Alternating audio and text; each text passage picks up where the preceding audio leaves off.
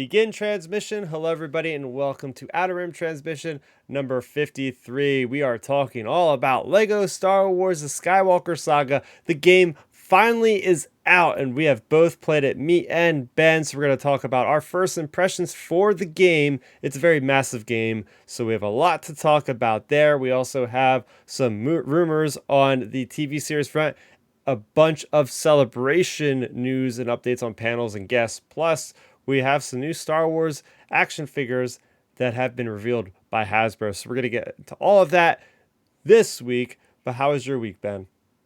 My week was pretty good. It was a pretty just normal week, lifting and Mm-hmm. just doing the normal fitness thing and that sort of stuff. Nothing too exciting. And it was a really good week, I would say. Just being in the groove of normal life, and I had that going on, and then I had some interesting times like during the week. So when I was working out, I mean, me and Milton talk about it all the time on here. Like when we're on the treadmill, we're looking up Star Wars stuff on YouTube. And this week for me, I went and I was looking up different Star Wars fan films on YouTube, and it was cool because there was actually like an Ewok hunting stormtroopers type fan film on Endor, but it was from like 6 years ago or so, like 6, 7 years ago. So it was before Battlefront, which was pretty cool because I think actually, we had kind of joked around about it before. Like, sure, they didn't get inspiration from this newer rendition of Battlefront, but if you think about it, from the original Battlefront 2 2005, there was an Ewok hunt where you played as scout troopers versus Ewoks on that Mm-hmm. original game. So I feel like that's where those content creators got that idea from.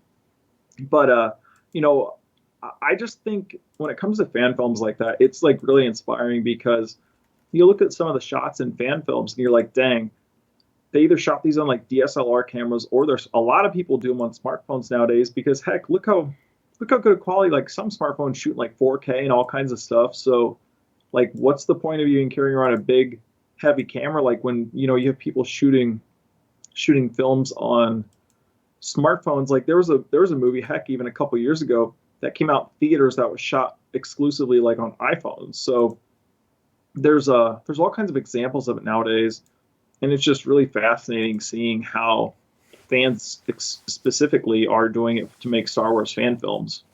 Yeah, so that's funny. You specifically talk about the Endor one with the troopers and the Ewoks, because we always, look at the Ewoks as cute, cuddly creatures, but a lot of those hardcore fans, and they're like, these guys, literally, these creatures really ate these people, burned them alive, and ate them, and Yep. used their helmets as just like totems, and hits them with different sticks like percussion instruments. Like this is pretty cool, and it's cool that they, this is the probably where they got that game mode, which I played a lot of that game mode. It's pretty freaky because like you can't see anything until it's too late a lot of the times, and you just get beset upon by these little furry warriors that are gonna be just eating you alive. So that's pretty cool there. And yeah, like going back to like some of the current series, like sometimes they have a little bit of a fan film feel to them, like Book of Boba Fett or something. And that's just a testament to the technology we have available for consumers now that can just use their cameras, use some good lighting, use a good angle, and hey, it looks like that could be on a Disney Plus series. So it's pretty neat that we are at that era. And I haven't seen really any fan films aside from a handful, but Yep. it's cool to see that that's still going strong. Oh yeah, fan films. Like if you literally type in Star Wars fan films, there were fan films just posted within Hmm. the last few weeks to month. Like there was multiple I saw that was posted like 3 weeks ago, 1 month ago, 2 months ago. Like people are making fan films consistently, and they're really good. Heck, I saw a fan film a few months ago. It was a really good one. Sure, it was a little cheesy because of the CGI, but it was done pretty well. It was like a lone X-wing squadron, like basically, they got a band, basically the Rebel Alliance forgot them, and they were dealing with like space creatures outside, and it was kind of like a whole alien vibe to it, and it was done pretty well for what it was. It was like a little 10-minute fan film and pretty good, and it's like you said, it's a testament to the fans. And my thing with fan films, like really at the end of the day when it comes to filming, is like it doesn't really matter what like things are filmed on, honestly, because heck, look, we see movies that are made with $100 million budgets and they're total crap. So like, there's plenty of examples of fan films. Fans can make great movies. Like I've seen so many people say before, and it's so true. Like take Steven Spielberg for example. He's arguably the greatest director of all time. He could make an Oscar. He could make an Oscar-worthy fan film or he could make an Oscar-worthy movie on an iPhone easily. No, I have no doubt about it. Like, if he had the cast, he could figure out the shots, how to work around the limitations of an iPhone. Like, I mean, Christopher Nolan, he's talked about it several times. His first movie, or his first big movie, Memento, that movie, if you watch it, it was very low budget. I believe it was only like a $200,000 budget or something, or it was very, very low budget compared to anything. And anyways, he talked about when he made that movie, it was it basically. So basically, what he did was, he knew like the limitations to the cameras at the time in the '90s. So like he worked around that. Like he knew what budget he had, so like you could work around those limitations, and that's what a lot of fans are doing these days versus just trying to like, trying to make, they're not trying to make the Avengers on an iPhone.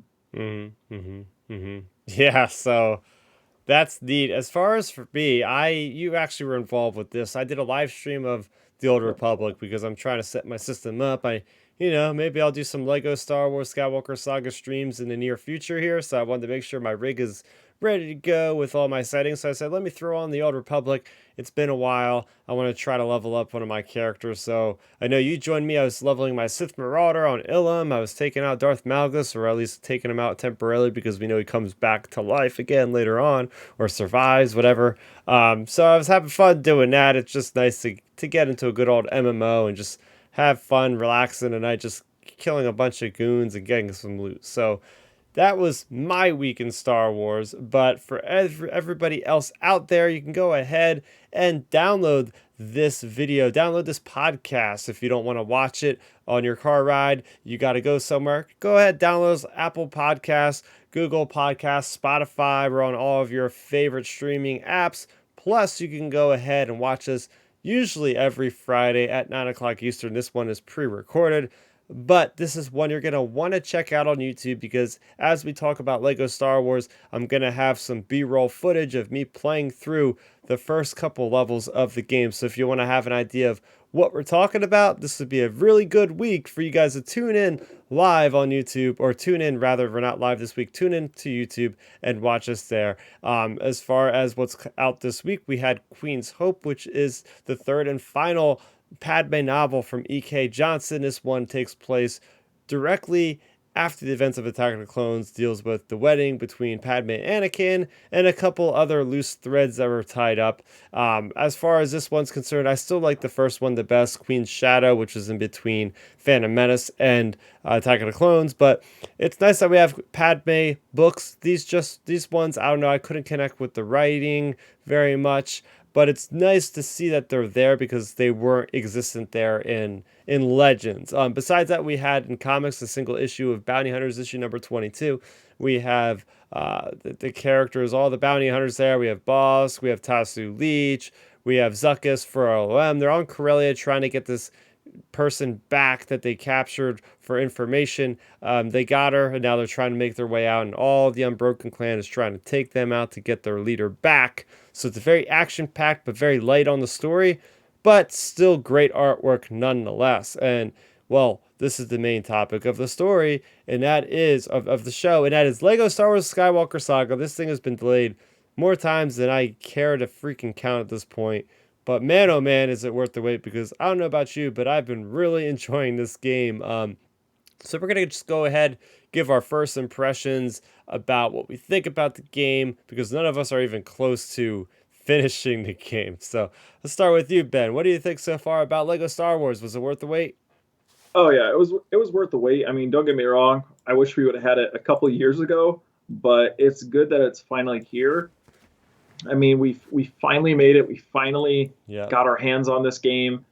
Like you said, no one's anywhere close to being done with it unless you just binged it the first couple of days. But for me, I don't mind taking my time at playing this game and just taking it slowly and just kind of enjoying the ride. I'm really enjoying the game so far. I think the visuals are beautiful on the game. Like the gameplay is really done really well. Like for example, the combat. I like the combat adjustments where now you have multiple buttons to attack, like the right trigger or X or B, or like the different buttons you and combos you can use to attack are really cool. And just a lot of the features like that they've incorporated to make this game more in depth. And then, of course, just the overall scope and scale of the game is, I feel like, what is the biggest draw point for almost everybody playing it. Like, sure, of course, it's a new Star Wars game. People are hyped. But I feel like the scale is what's really drawing everybody into the game for how big the game is and how you can just go in and explore the Star Wars galaxy. Yeah, so we'll start off with the visuals first because you mentioned how they Yeah. stand out. And as I'm watching my playthrough of the Phantom Menace here, I really like to see the textures of the characters. Like we're watching that protocol droid in the beginning of the Phantom Menace, and about that they actually made the character look like metal, like the shininess of the actual textures on the character. But everything else, like it's a Lego game, and a lot of times I forget it's a Lego game because the environments themselves look so good, almost like they're not built of Legos, but they are. Um, so yeah, starting there, and then talking about the open world, or in this case, open galaxy. I'm playing this on the PC. You're playing on the Series S, and either way, it's like the load times are almost non-existent on these next gen hardware. So being able to go into your ship, pull up the galaxy map, go from Tatooine to Hoth in literally like 3 seconds, go through hyperspace, end up in like the orbit. Get a choice if you want to land a certain place, if you want to explore the solar system, the space around the planet. There's different things for you to explore there. But yeah, that's the thing. It's just the scope, right? You said the scope, how big this game is. This is the first game we're ever going to have where it's going to compile the entire 9 films of the Star Wars saga. Going from Yeah. original trilogy, if you want to start there, you could start at Force Awakens or you could start at Phantom Menace. So I'm going through chronologically. And it's just so awesome to see that the amount of care that they took to do all these specific levels and allow you to play through them in free play mode later on, have all these different challenges. Each level requires, to 100% a level, you have to like basically get the mini kits, which are hidden. Then you have to collect as many bricks to get you to True Jedi. Then you have to basically, it's just so much going on with each level that you can have. There's so much replay value in this game. It's kind of crazy because then you actually earn things like the Kyber bricks, which will allow you to upgrade your health or even specific character archetypes. Let's say you're going to focus on a Jedi, you can end up doing a lot with the Jedi class, getting powered up. Or in my case, I'm just doing a core ability, so I'm going to just try to do that for now. And you can unlock so many characters every time you beat a level. You're unlocking different characters. Some of them, like the villains, you do have to spend bricks on themselves, but there's a ways around getting more bricks multipliers and stuff like that through other upgrades in the game. So yeah, the list is exhaustive when it comes to just overall amount of things you could do in this game. Oh yeah, for sure. Funny thing you bring up landing in certain places and stuff. I forgot to message you about this during the week. So I actually had to replay the first. I had to just restart Phantom Menace completely actually Really? because I don't know if it was like a glitch or something or if it's something you can just do, but like so you know how when you start the Phantom Menace you play like inside the Trade Federation ship. Yeah. Okay, so okay, and you know how you start in space and you go to the Trade Federation ship and you Uh-huh. go in and all that stuff. Yeah. Well, when I did that, when I first started up the game and was flying in space, I went straight to the planet. Like Huh. it landed me on Naboo, and I was like, what the heck? Like, there's no way they could have skipped the Trade Federation. I just played through Naboo like you normally would and continued the Oh game, and I was man. like, this is not right. Like they could not have skipped the Trade Federation. So I looked it up on YouTube, and I saw people playing gameplay. I was like, what in the world? How did they play the Trade Federation? So I just went back, deleted my game out, and just restarted it, and then it worked. But I was like, I don't know what I clicked. Like if I clicked a prompt and didn't realize it or something that skipped that part of the game or what. But because I even Snapchatted my cousin. I was like, "What in the world? They just skipped the Trade Federation part of this game." And he was like, "I don't know what's up with that. It didn't do that for my game." So I don't know what happened. Like it was a glitch or something. But Wow. yeah, it was just a weird little experience. Yeah, I forgot to message you that a couple days ago when that happened. But yeah, it was definitely interesting. So yeah, I actually had to replay those parts twice for having that happen. But hey, it was worth it because then I got to explore a little more since I kind of knew what was coming up and it wasn't as tricky. Yeah, the intros definitely threw me for a loop because I wasn't expecting to start off as the actual like blockade runner type of ship. It's like, Yeah, wait a minute, I'm starting as this thing, and where is this going? And it took me like a second to get the controls because like I'm used to playing Battlefront or slightly different than that. But I will say like it's cool that we have like full, you know, dedicated ship content combat flight controls for that. They've actually put so much time into that whole aspect. And what I will say is a lot of the game is, you're going through the level, and it's an all ages game. So nothing is going to be incredibly difficult. Like I haven't really died other than falling off of a cliff and then it instantly spawns you and you go at it again. But I do appreciate there's a lot of mini games that kind of spice up the overall flow and pacing of the game. For instance, in Phantom Menace, you're gonna have that bongo chase underneath the waters of Naboo, where you're forward facing the enemies behind you and trying to like dodge and shoot them. So I really enjoyed that aspect of the game.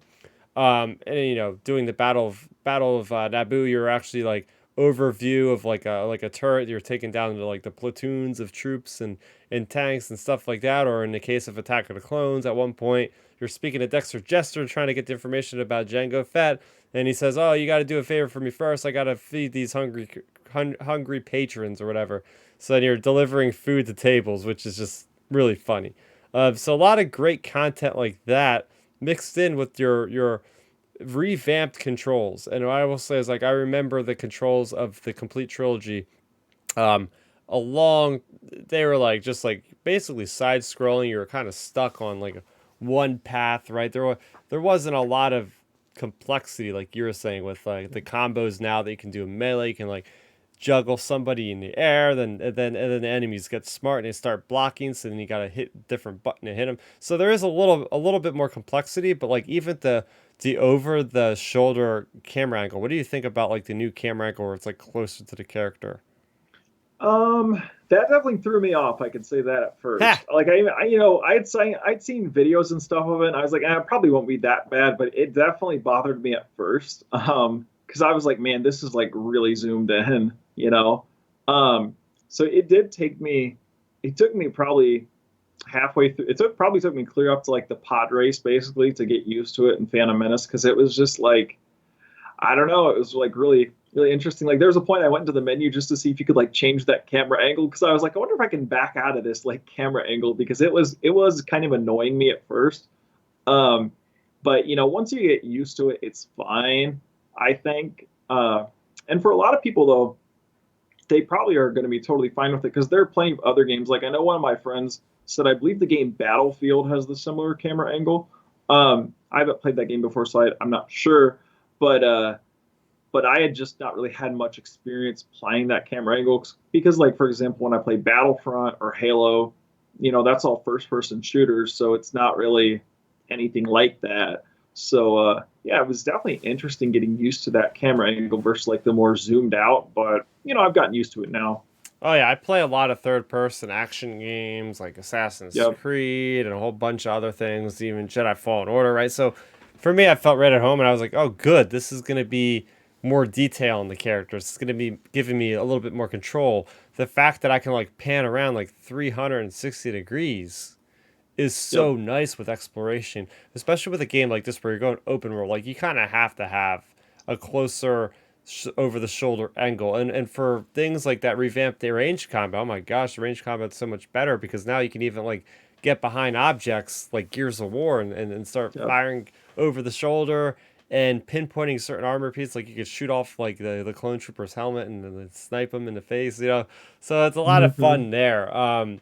Talking about what makes Lego games so unique is the overall comedy and the levity they bring to some of the more darker points in Star Wars. A couple things I'll note out is the one area in the Battle of Naboo where the ships are the troop carriers of the droids are coming through and the Gungans are setting up their shields, and there's this guy who's on a freaking lawnmower just like listening to the Trade Federation Yep. march. I put this one out on my Twitter and it was just like, oh, that made me laugh. Or in the case of like Obi-Wan Kenobi meeting Grievous on Utapau, he's like, hello there, and he just starts going into like a breakdance kind of thing, and then freaking Grievous does the same thing, and it's just so bizarre, right? And then like they even mess around with Order 66 and try to lighten it up a little bit because man, oh man, we've been seeing those events way too many times recently, and they never end well, right? But at least Yeah, they try to add.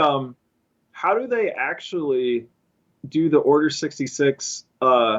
Do they show like Lego Anakin going to the temple or anything like him No, flying? Okay. there's no Anakin level, or you don't even see him doing anything. It's just like referred to. But Yep. like there are moments where you see like I think it's like Ala Secura's like hand or like something like reaching for her lightsaber like motionless on the ground. So they did a Mm, good job of like trying to hide this the darkness of that movie of Revenge of the Sith because I've played all the way up until A New Hope. I had started that as of recording this morning.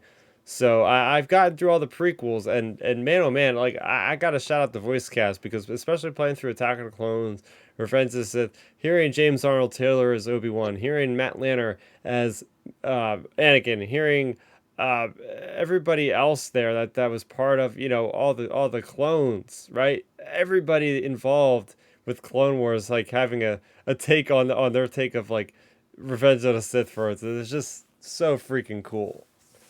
D. uh, Bradley Baker of the clones. There we go. yep. Oh Um, yeah, the voice actors really make the game a lot of fun.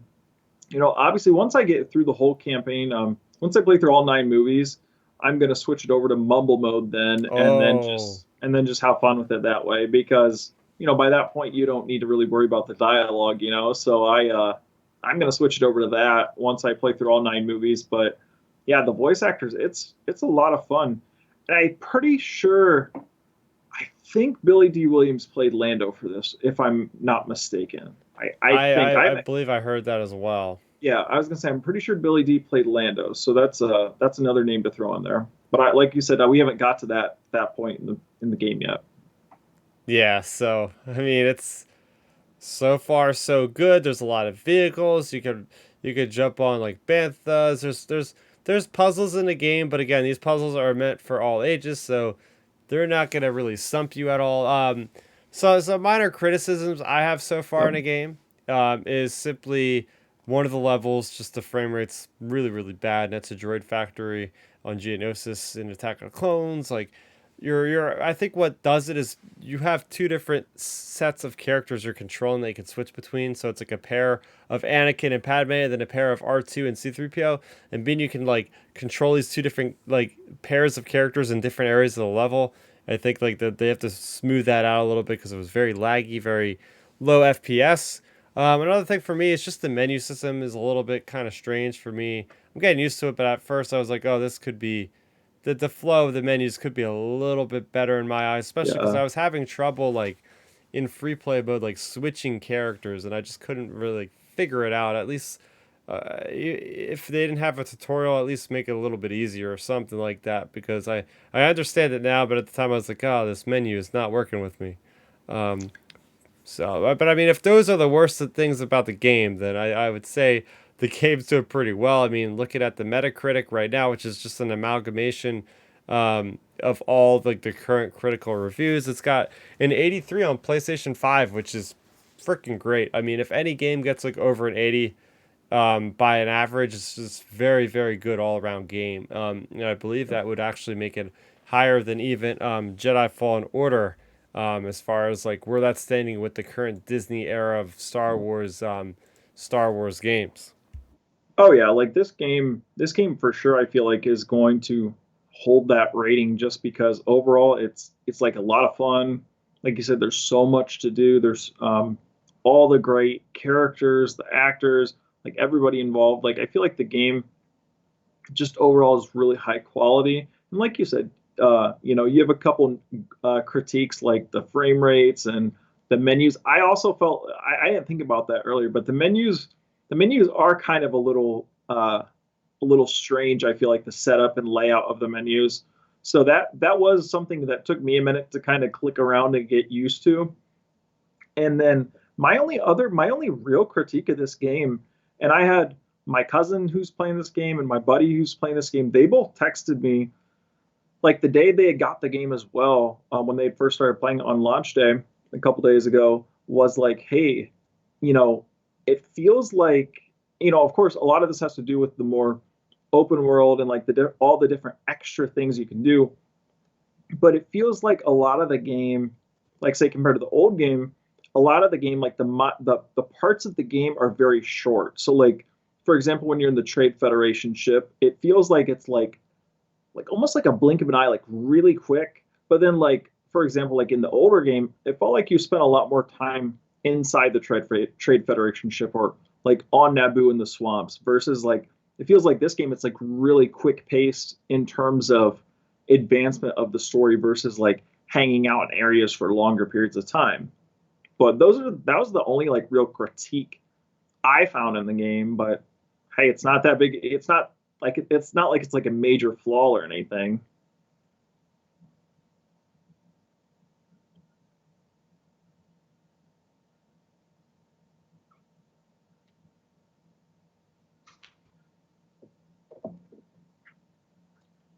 So yeah, as far as like the overall time, I kind of have to disagree a little bit, just because I like where the gameplay is about an hour's about 2 hours worth, just like the movies are generally. So, Yeah. and I'm rushing through. I'm not rushing, but I'm not like doing any side quests necessarily. So I'm going through at a pretty good pace, and it still takes me about 2 or so hours. So like by the end of the prequel trilogy, I'm like at about 7 or so hours, which multiply by three. If they're all around generally the same, you're gonna get a good 20 hours just out of this game without even looking at the side quests. Which man, that's a good price right there. $60, either 50 or 60, depending on if you get deluxe, for Yeah. 20 hours worth of gameplay, and probably a double that easily if you plan on doing anything else besides that with the side quests. And it's pretty good time to cost here, I think, on this one.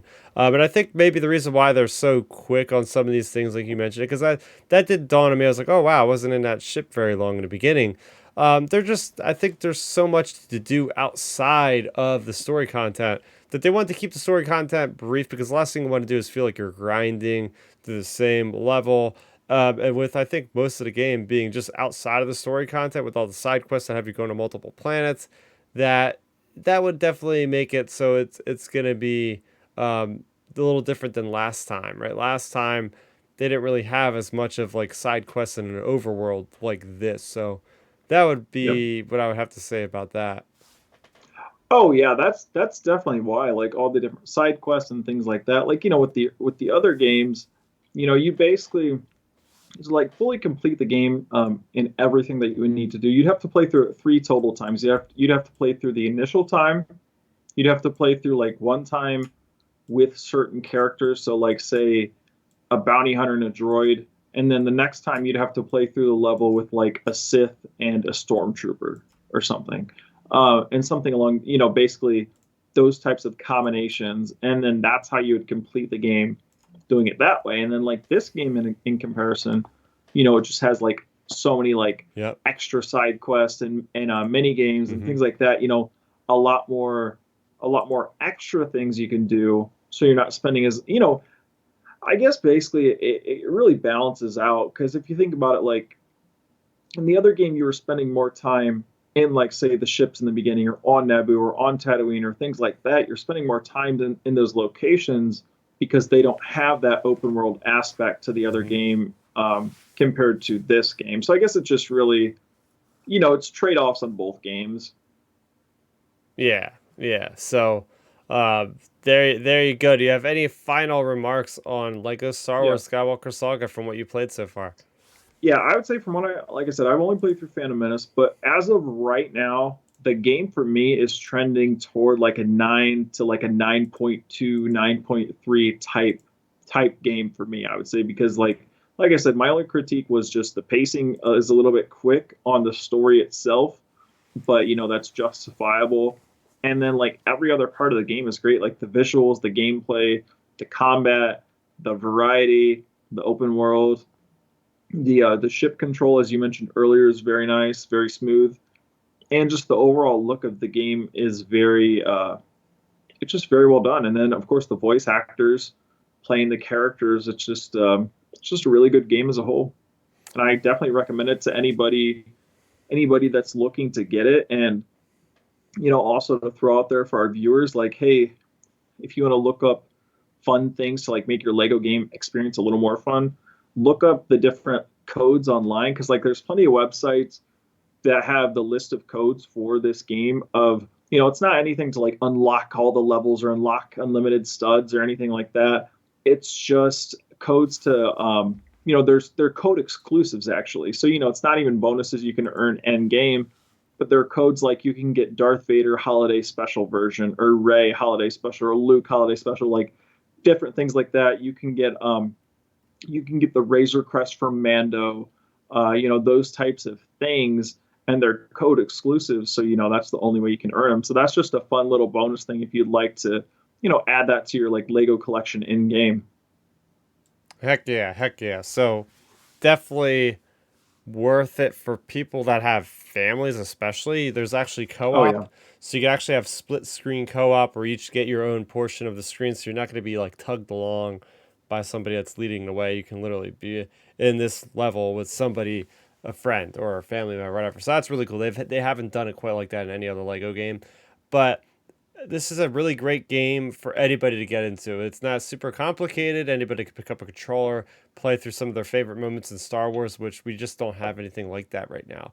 We don't have anything where you can just jump in and play through Empire, then go over and play through Phantom Menace and whatever. So to me, that's really cool. Yeah, I think I'm leaning more toward that 9 category right now. My review will be out sometime. If you're listening to this on podcast form, probably sometime this week. Watching this on Friday, probably late next week at some point. So, again, I'm just streamlining this content, but I'm going to try to at least get a couple. Of course, I'm going to try to get a couple hours worth of playtime with the free play mode before I go ahead and give my final thoughts. But right now, I will say if you're on the fence, definitely go ahead and grab it. I think it's definitely worth it. And the good thing is it's like $10 less than most games right now, or in case of PlayStation 5, $20 less, because you could buy the base copy at $50. If you want to spend the extra $10, you can get the $60 deluxe version, which will come with a bunch of like free, or not free, a bunch of customization options, or characters rather. Bad Batch you're gonna get Mandalorian stuff, which is already out, I believe. You're Yep. gonna get solo stuff. So a lot of great content all around. So look forward to that review that I will have in the short term, come in the future. So we do have a couple other news stories to talk about this week. And we're going to talk about first, we got bombarded with a bunch of Star Wars Celebration news. So yes, the big convention running this month, May 25th through the 29th, I believe is when that's taking place. We have a bunch of new things. The first thing that was announced this week was that they're having a showcase panel. And I'm going to read straight from StarWars.com here.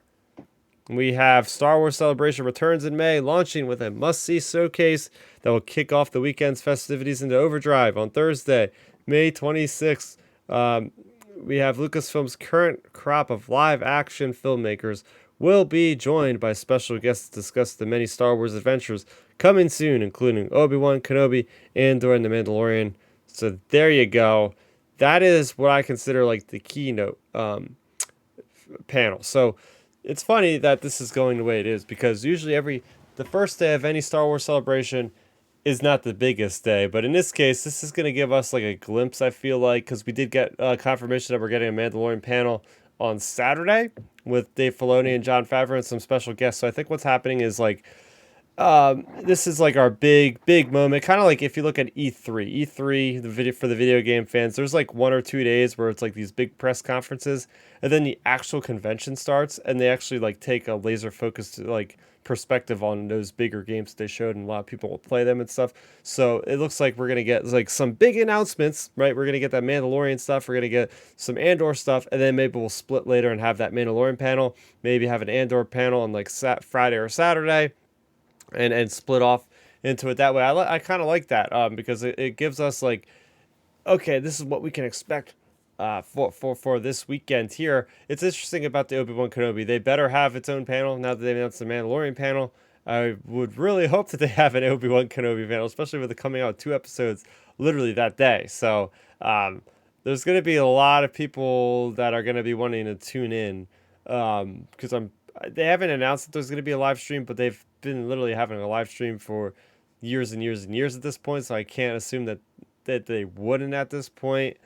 Yep. But I know you're not gonna be unfortunately able to make it this time around. But yeah, what do you think about this way of doing things? Because usually Thursday have been a slower day for the most Yeah. part. Yeah, I think it'll be a pretty good overall layout. Like you said, I think they're doing it the way they are because they're gonna announce like, hey, this is our schedule at Celebration. Like they'll do like the brief Mando, the brief panel of the shows, and then you'll have break off like separate panels of each of them over the weekend. Is what I'm guessing is how it'll like branch out. Mm-hmm. Mm-hmm. So I think it'll be something along those lines. And then, like you said, for Kenobi, or I mean for the streaming, they're of course going to have the whole thing streaming.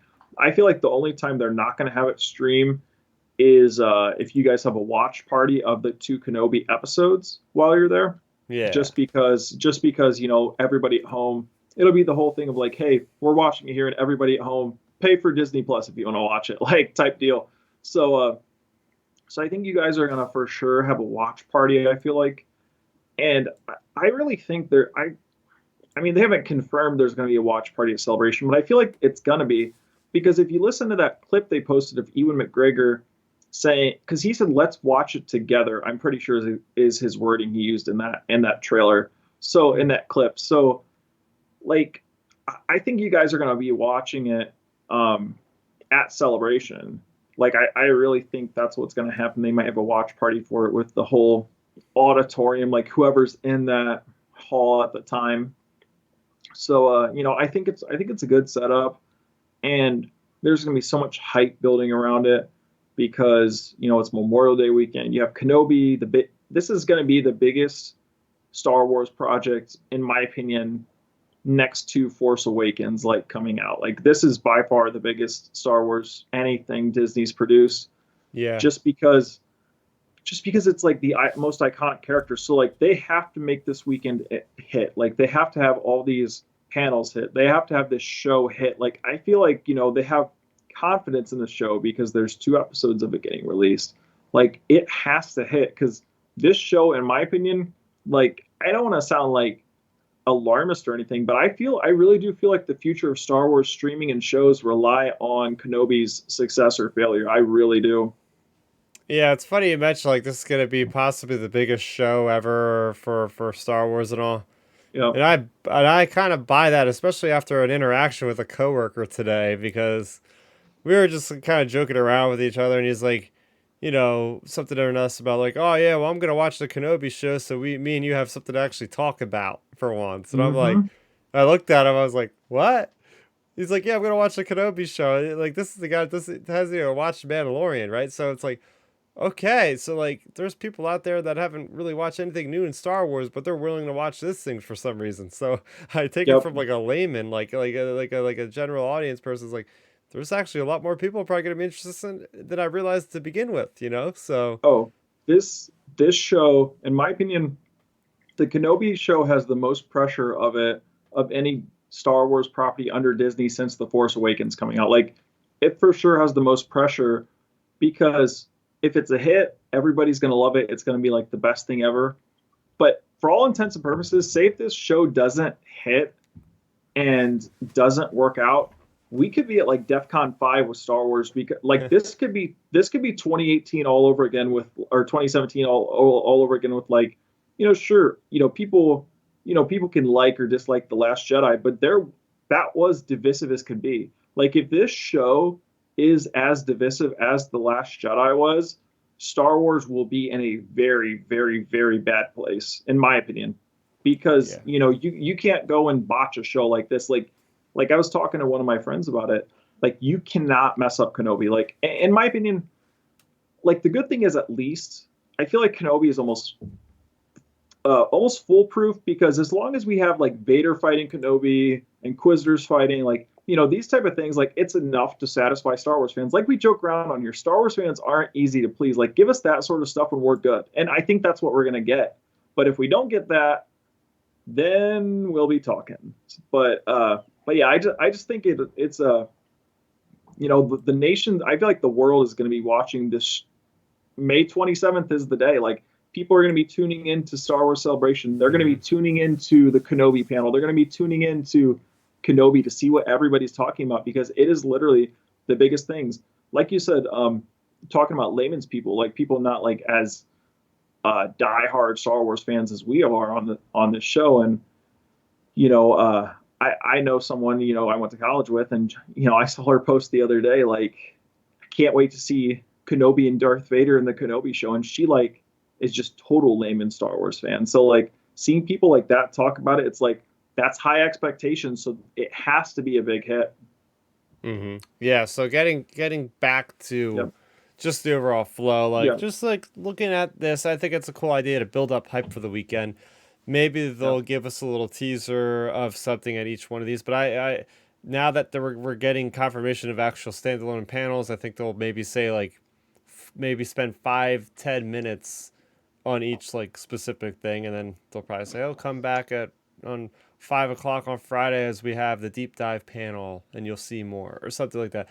So it's gonna set the tone. It's gonna get people buzzing on the internet too, because people are gonna be like, Yep.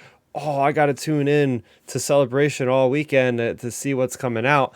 I think what could happen with Obi-Wan is Ewan McGregor will probably be on stage and he'll be like, "Oh, join me later for everybody in the room. Later tonight at 8 o'clock p.m. We're gonna have a live showing for you guys, and everybody will be able to come and watch." Because what's gonna happen is, at least I don't know how it's set up. I've never been to Anaheim Convention Center, but in Chicago Convention Center it was pretty cool because they had all different ways you could watch like the panel for the Rise of Skywalker. So they had the major arena, which had like thousands of seats that people could go in.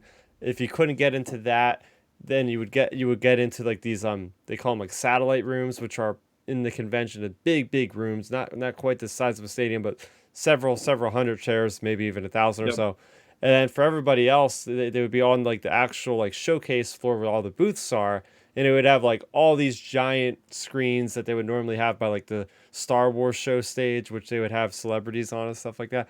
So like no matter what, you'd be able to watch that thing. So I feel Well, like they'll have a similar setup on this here, several oh rooms if yeah. you can't make it into the main one.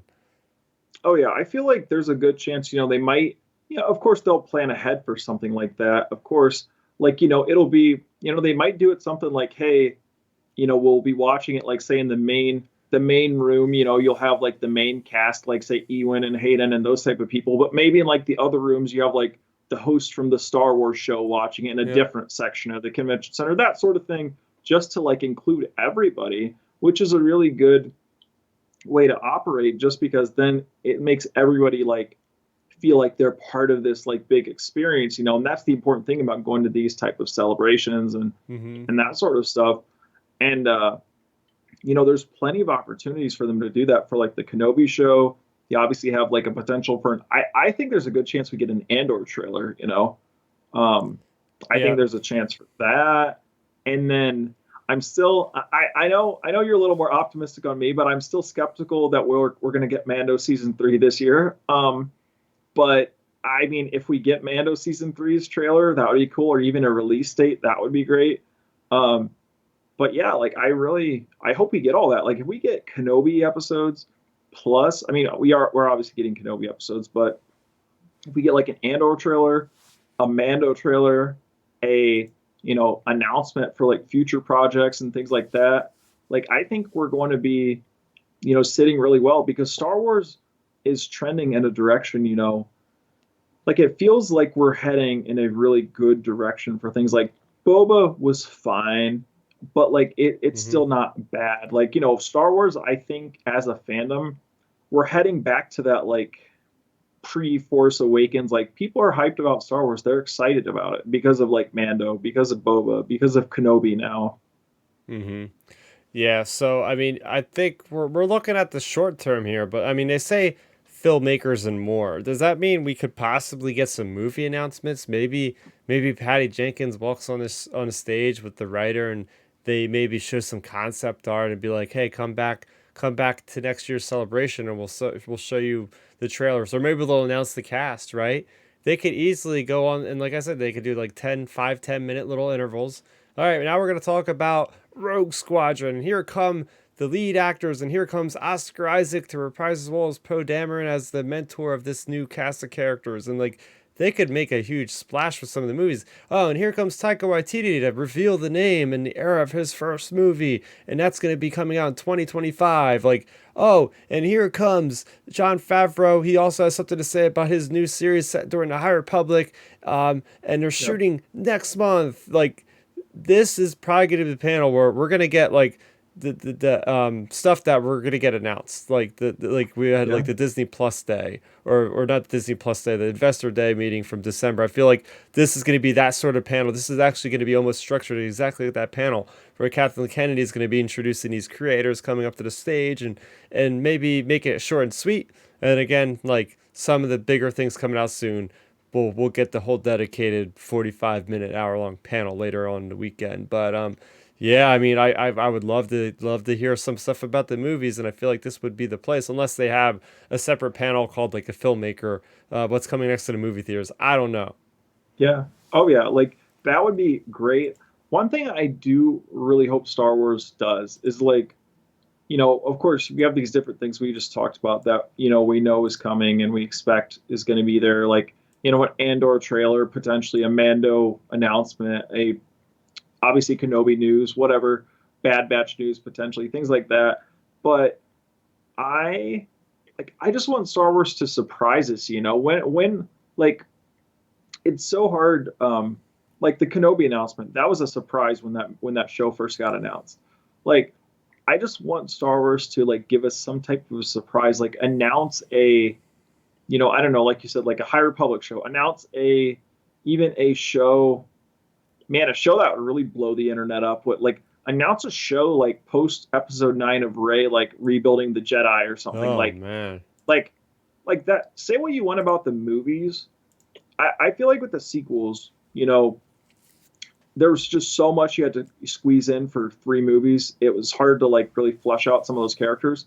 But if you give us like an 8 episode, 4 season run of Rey post Episode 9 being guided by Force Ghost Luke, rebuilding the Jedi or something, like that would really flesh out her character a lot. And like just give us something like that. Just surprise us. Like we expect an Andor trailer, we expect a Mando trailer, but I want Star Wars to surprise us with something because it's always like things we expect. Like even when things get announced, like you're like, oh, like even the Kenobi show. Like I just said, the Kenobi show was a surprise, but it was something you could see potentially happening. Like give us something, like I said, like a Rey show. Like that'd be unexpected because you'd expect Mm-hmm. Rey to only be in the movies. Like give us a Rey show, for example, like stuff like that, and that would be a big surprise compared to just like the normal, like stock standard Star Wars stuff. Yeah, I yeah, guess you I would know. say. Maybe Donald Glover and Billy D. Williams will walk out on stage and say, "Hey, we finally can talk about this Lando series we've been teasing for Well, the last 2 years." well, speaking of the Lando series, did you see the Donald Glover Jimmy Kimmel Yeah, thing? that's exactly why I was leaning on with this because we didn't get a chance Yeah, to talk about it last week. yeah, perfect timing. Yeah. So for anybody that didn't know, like Donald Glover basically confirmed he is playing Lando in the Lando series. So if you extrapolate that out, that basically means that is a live action series that's coming. So take that for what it is. Like that opens up the door for a possibility of many things. Like we have Donald Glover playing Lando, so that means Han's going to be in it, of course. Like you want to have a Lando. I feel like we talked about it when this first got announced. a couple years ago when we were first starting this podcast, like when they first announced the Lando series, this basically felt like the Solo 2 movie broken up into like the Lando universe, basically, Mm-hmm. like, so, we're going to be getting Han, we're going to be getting Kira and Chewie and all those characters from that time period. Like, it's going to basically be the Solo 2 movie busted up into a series with Lando, in my Oh, opinion. Like, I okay. really think, I think that's what they're going to do because that'll satisfy the make Solo 2 people happy. Can you And imagine? Can you imagine if they're like, and here we have Donald Glover and Billy D. Williams to talk about it, but we also have another guest here that wants to make his appearance. Everybody say hello to your Han Solo, Alden Ehrenreich. And people just start losing their minds and be like, oh my god, it's Solo 2, it's happening. yeah, Oh, we have Amelia here as well. yeah. Billy Clark here as Kira. It's like, what is going on? See, that would break the internet. See, heck, a thing that would break the internet, that's an example of what I would love to see. Like, sure, with the Lando series, but what if they come out, say, hey, we have a movie we'd like to announce. They dim the lights and boom, pops up Solo 2 logo.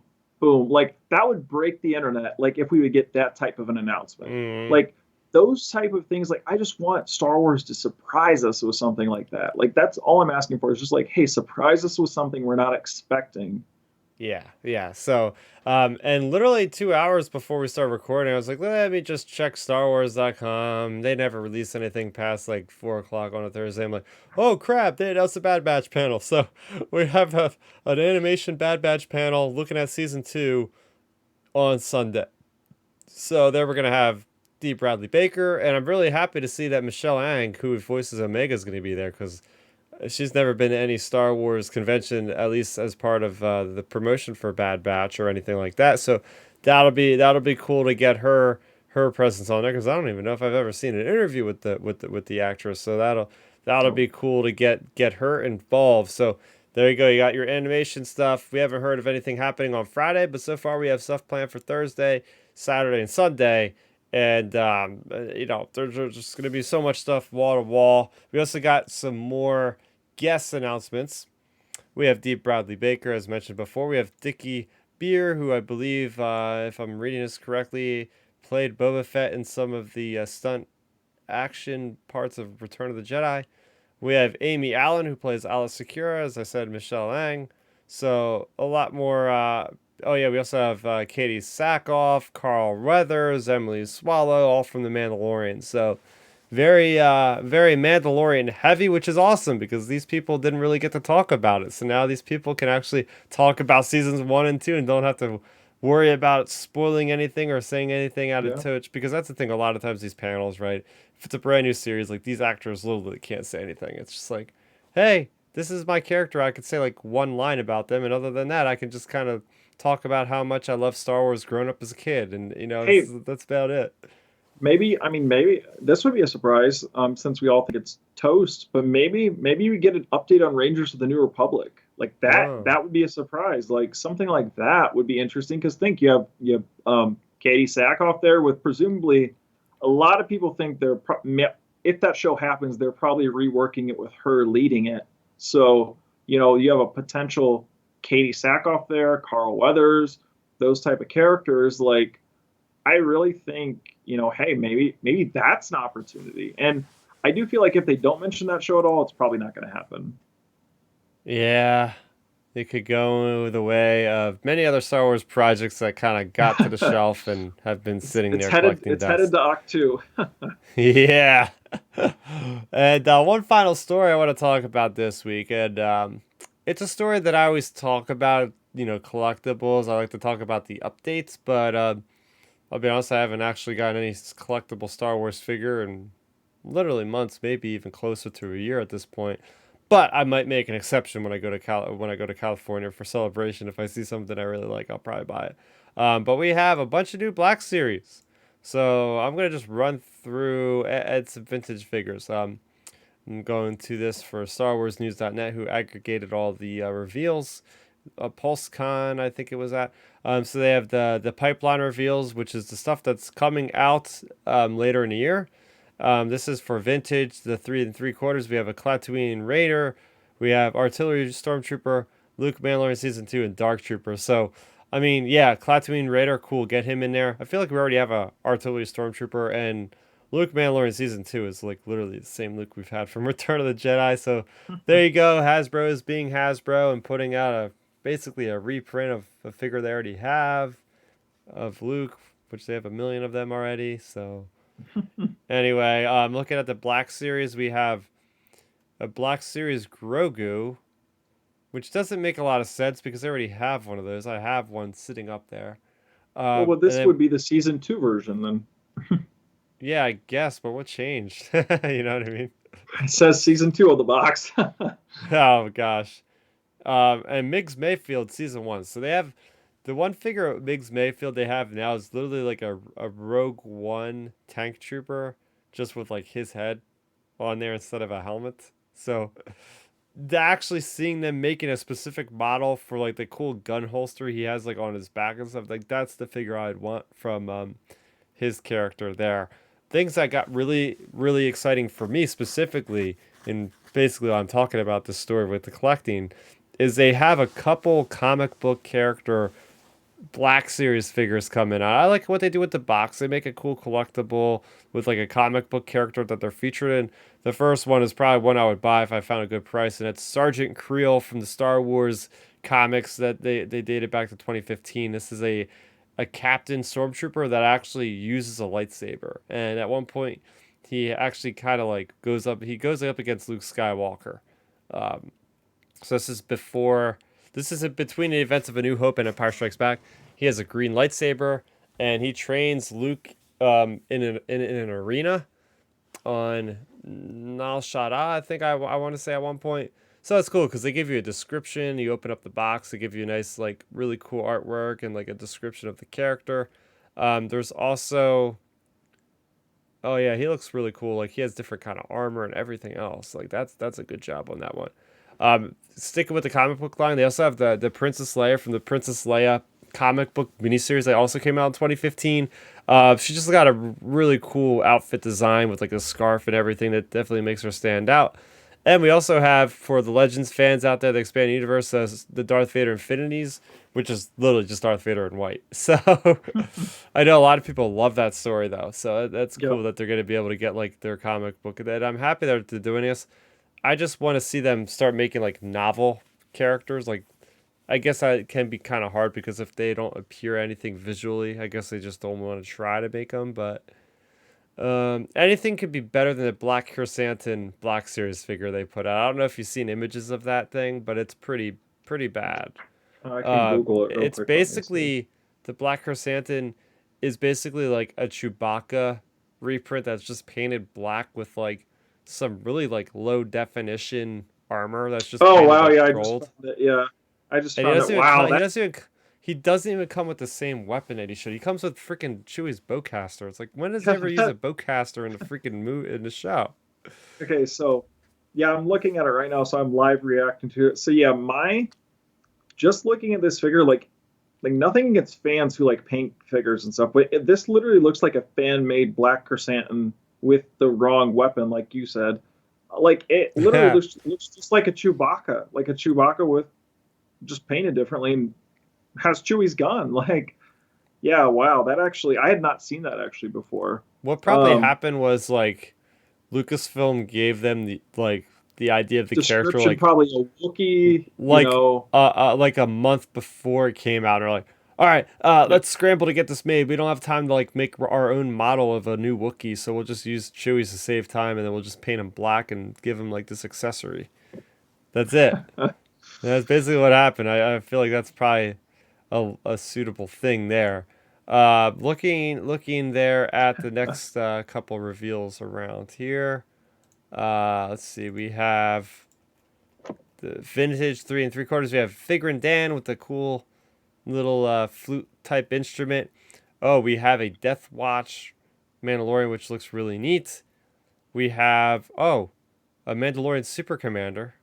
So that's from the Clone Wars. Oh yeah, so it's basically like the Mandalorian.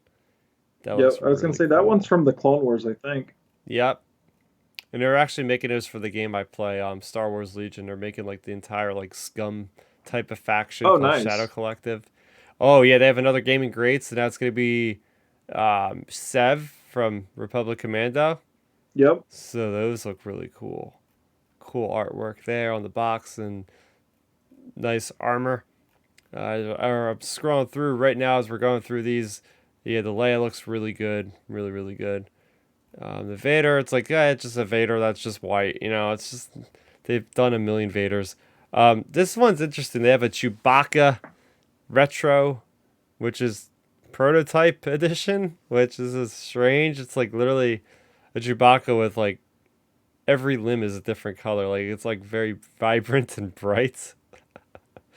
It's like I don't know why you would want this one. It's just so odd looking. Oh Yeah, my no. gosh, they have different versions of it apparently. It was just like the light blue one, light green. Oh, they're all different. That's weird.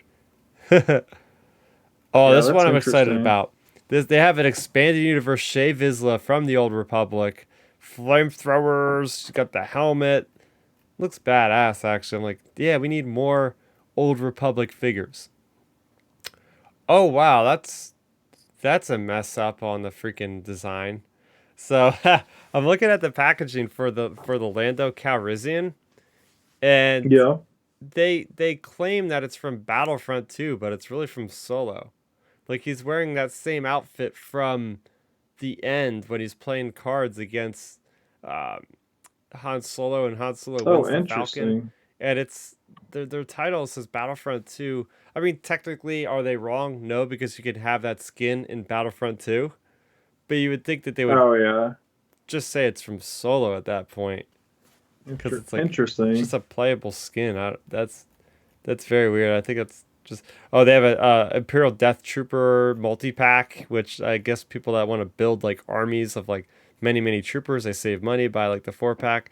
There is a Clone Wars ARC Trooper Jesse, so that's pretty neat because I believe they already have fives and a couple of the other special troopers. And the last one I'm gonna leave off on, I'm like, why the heck did they make this? They literally made a Black Series wearable helmet for Trapper Wolf, Dave Filoni's character in The Mandalorian. Like That's they actually hilarious. went through out of all the helmets that they could make, they made this one. I get it, he's awesome, but I was like, really? Like I thought this was Out a of all joke the when I first seen characters. it. Yeah. I Oh, mean, I it's bet you. pretty neat though. You could see like he's got like the wolf designs on his helmet. Yeah. Oh, I bet you they have him like semi promote that at Celebration. Oh my gosh, can you imagine like Dave Filoni just walks out like that? Instead of the hat, I he's could got the I could helmet on. I could see that. I could 100% see that And then happening. everybody Like, in that room is gonna go out there and buy the helmet. The hat's supposed to oh be yeah, sold out in like a minute. oh they would too. Like I 1,000,000% could see that happening. Star Wars Cell. Like if it's not on the main panel, it'll be at some point when he talks in the weekend. He'll have that helmet on. I feel like. Hey, my friends at Hasbro hooked me up with this helmet. I'm Yep. switching the hat out for this weekend. There you go.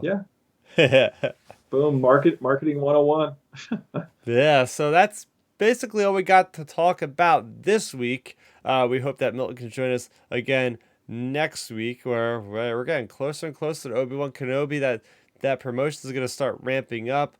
More celebration stuff is going to start ramping up. So we're going to do our best here to cover everything that's on a weekly basis here as we lead up to both of those major events at the end of May. So again, I want to thank everybody for watching, for listening. What do you have going on this week, Ben? I know me and you are just basically going to be playing Lego Star Wars. You play Madden as Yep. usual. Yep, I'm gonna play Lego. I'm pretty much gonna play Lego Star Wars. I'm gonna work on playing through Attack of the Clones this weekend, and then of course play Madden, and then of course lift. We're all into fitness here, so just sticking with the normal fitness routine, lifting, doing cardio, trying to eat healthy. Ate a little bit bad the last couple days, so kind of getting back onto it. Starting tomorrow, and then yeah, that's about all really. Oh, and then I have to watch Halo tonight because I haven't watched the new episode of Halo just yet, and I'm super excited to It's watch the that best because one that yet. is that show is just incredible. So, like, I've only seen the first two episodes and I love it. Like, I say it every week. This always turns into like partial Halo podcast at the end, but it's a must watch. Like, if you're a fan of like Star Wars, like you'd probably like sci-fi stuff like Halo. Like this Halo show on Paramount Plus is a must watch. Like, I absolutely love the show and can't recommend it more. So yeah. So for me, like that's all I'll be doing this weekend, and you can find me talking about all this stuff at Real Ben Maynard on all social media. Oh yeah, I gotta plug this. I'll be at the Philly Comic Con this weekend. If you guys are in Philadelphia from Friday through Sunday, it's Fan Expo Philadelphia. I'll be there. I know Milton said he might be there. I'm not sure if he is. So you're definitely gonna probably see me at least. I'll be walking around, probably with a Starrapter shirt or an Outer Rim Transmission shirt, one or the other.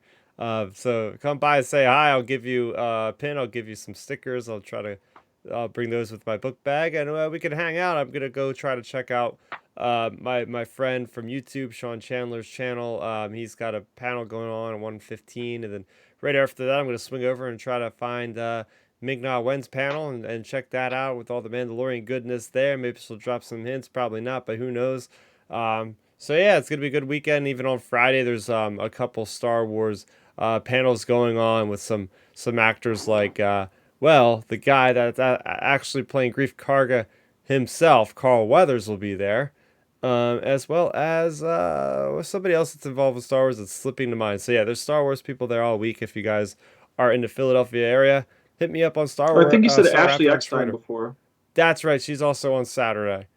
I will not be getting there in time for her panel, but she's always fun to listen to and watch. So if you are there, try to check those panels out, and you'll find me there somewhere. So that's the important thing. You guys, check that out.